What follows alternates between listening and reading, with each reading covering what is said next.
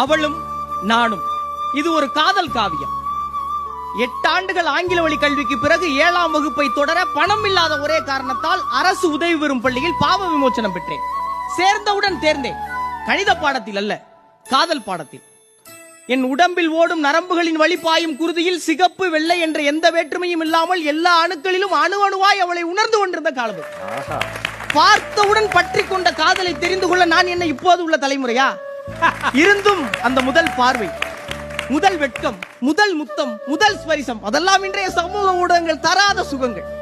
எல்லை கோட்டை கடந்த என் காதல் சேட்டை விசாரணை கூடாரமாக்கியது வீட்டு.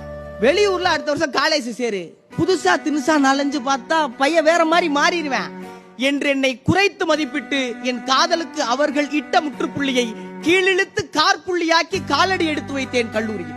3 ஆண்டுகள் என்னவளோடு அல்ல, என்னவளையே முழுவதும் படிக்க துடித்த என்